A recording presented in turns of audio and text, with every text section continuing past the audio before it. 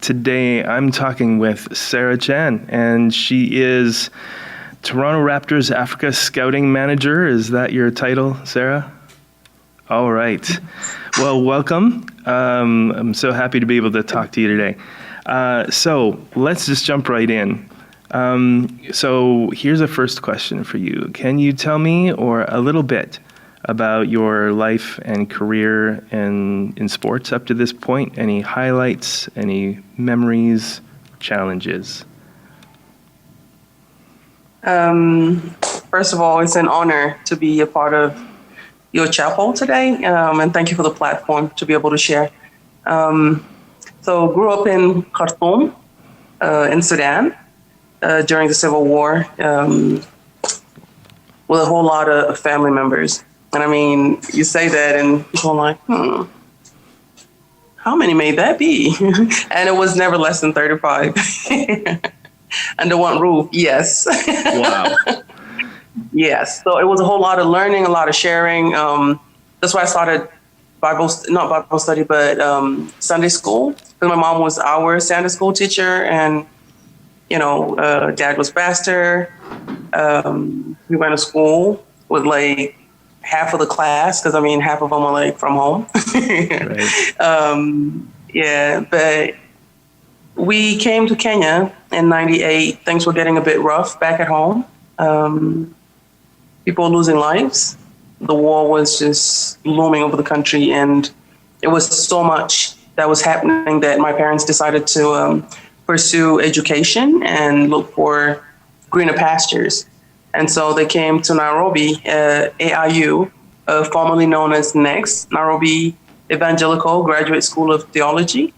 And that's how we ended up in Nairobi instead of in the refugee camp. They always emphasized on education. And I had never really wore shorts. Ended up finding basketball was actually forced into it. But I'm so grateful for just the lessons from home to respect authority and, do as you're told and not just, act with your own mind, especially if an older person sees something in you. And so that happened to be how I ended up in basketball. They made it mandatory in school because I was one of the tallest kids in school doing nothing, just walking around. And so the principal said, you have to pick a sport. And I decided, maybe I'm going to try swimming. Then I almost drowned. I knew that was not it for me. And I tried tennis. It didn't work out. And so I tried basketball, and it worked out great for me because I enjoyed, my teacher was from the military in Kenya. The coach.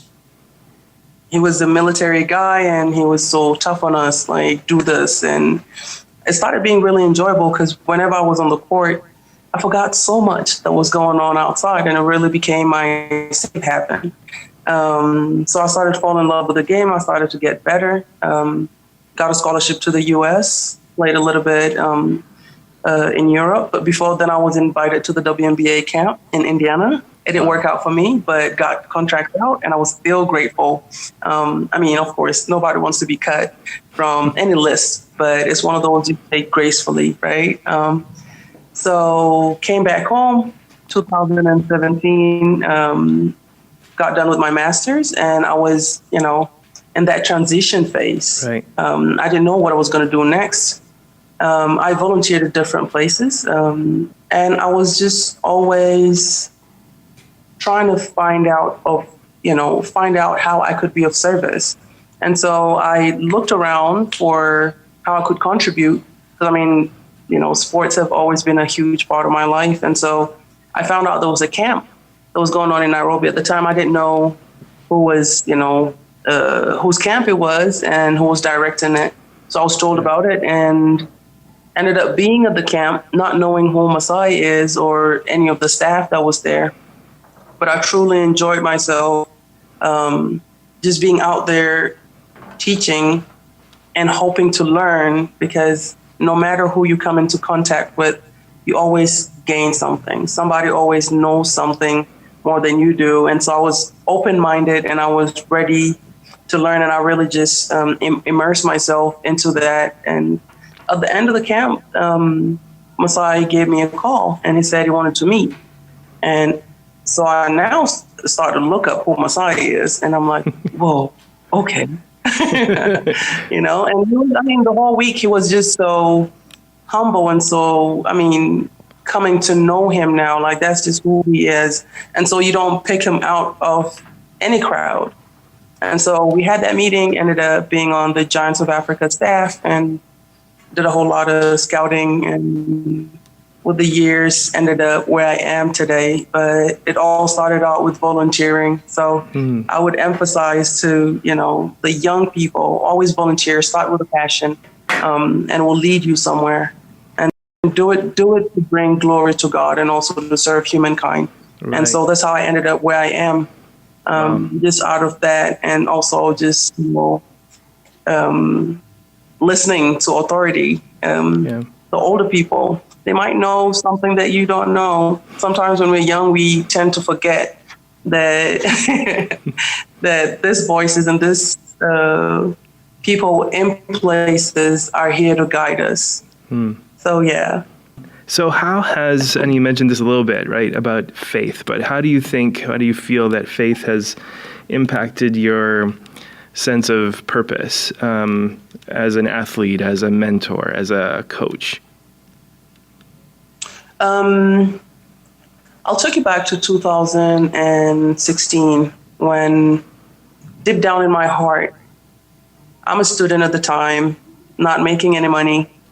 But deep down in my heart, I feel just a presence, and I feel there's something I need to be doing, this a way that I should be giving back, but I didn't know how. And so I remember I was part of the Sitam Church. So they were doing a fast, and it was a 3-day fast. And I was thinking to myself, oh, I'm going to die. I love food, but I didn't. So we fasted with the church. And at the end of it, the whole time, what I was praying for was my purpose. And I remember one of the verses that we were using during that prayer was Exodus 33:5. Where Moses is saying, God, if your presence doesn't come with me, I don't want to go.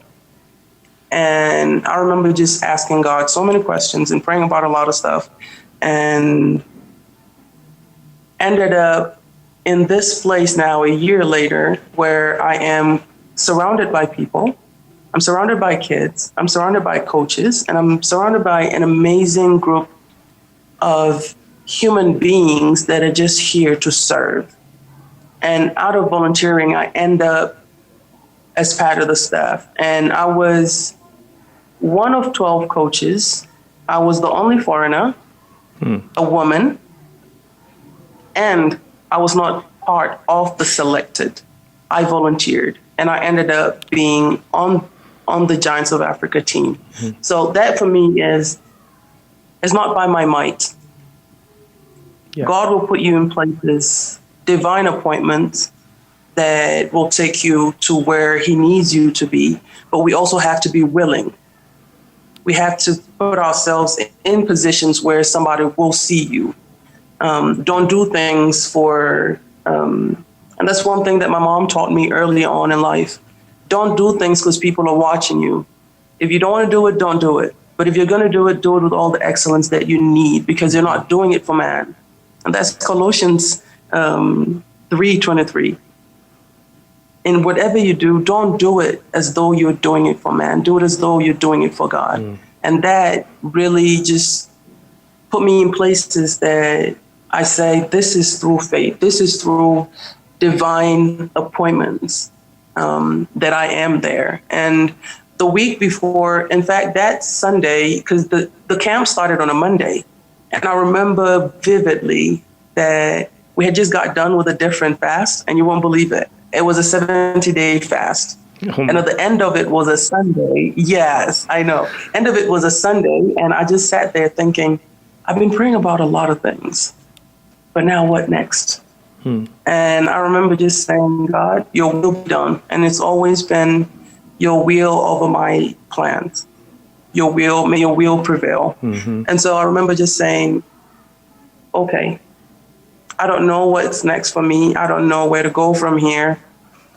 I'm done with school. I was graduating in 2 weeks. And so I said, okay, I'm going to volunteer for something. And I did. And that's how I am here.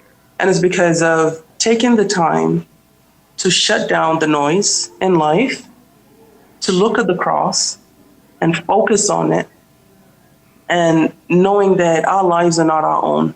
Mm-hmm. We're here for a purpose. And that purpose is for us to use the gifts, and each and every one of us has a gift. And that's what carries me through. That's what keeps me accountable, that I know each and every kid, each and every life that I come into contact with has a purpose in this world. And until I am able to make a kid realize how special they are and make them see inward and not compare themselves to anybody else, because everybody's assignment, everybody's purpose is different from everybody else's. And it's so unique that only that person can do it. And so that's what carries me through. That's what keeps me driven to make sure that each life that I come into contact with is impacted. They feel seen, they feel loved, they feel respected, and they feel uplifted. Because in doing that, that uplifts me. It keeps me going as well. It might be a bit selfish because it's a two-way thing. But in all of that, our giftings impact us, they impact other people, and they bring glory to God. And unless that's what's happening, then I don't think truly that's anybody's gift. And that's what really keeps me going and keeps me excited. What advice would you give to students regarding how they can try to best live out their faith while pursuing excellence and using their talents and gifts? So take your time, reflect, feed yourself with knowledge, and make sure that every day you act that out. And if you need to, get an accountability partner, one of your classmates, one of your friends. Surround yourself with the right kind of company, because your company can corrupt, but it can also uplift you and it can make you better. And so surround yourself with the right people that will help you get to where God needs you to go. Proverbs 19:21 says, many are the plans of a man's heart, but it's God's will that prevails. God's will for you is perfect. And in his perfect and appointed time, everything unfolds. So look inward and have the courage to do the right thing with every intention of doing it excellent, and knowing that you do this, but everything that you pour out comes back. Realize that your purpose on earth, only you can fulfill that. And for you to do that, you have to keep yourself accountable. You have to believe in yourself. You have to keep pushing. And especially right now that we're living in this unprecedented times, the pandemic, follow the government directives. Make sure that you're safe. Advise other people to do the same. Yeah. And that is still bringing glory to God. You're doing the right thing. It might seem small. And also take care of yourself mentally. Mental health is very important. As important as your spiritual walk, as important as your physical health. So take care of your mental being and realize that. I'll give you my favorite verse when I was growing up. I think it's 1 or 2 Corinthians 10:13. And it says, no temptation has seized you except what is common to man. But God is faithful. He'll not let you be tempted beyond what you can bear. And when you are, he'll provide a way that you may stand under it. So whatever it is that you might be going through, be it at home, be it in school, be it in the future when you go to office spaces, that you know that whatever it is temporary. And you can get through it. Because through Christ, we can do all things, right? Yes. So make sure you look inward. Make sure that I want you to know that whatever God built for you to do in this world is already in there. It's just for you to go in, look at it, get the knowledge, get your answers, because every answer that you need, all the relevant answers are in the Bible. Feed yourself with that and know that there's nothing that you cannot overcome. God's will is perfect. and in the perfect time, that will unfold. And it's beautiful.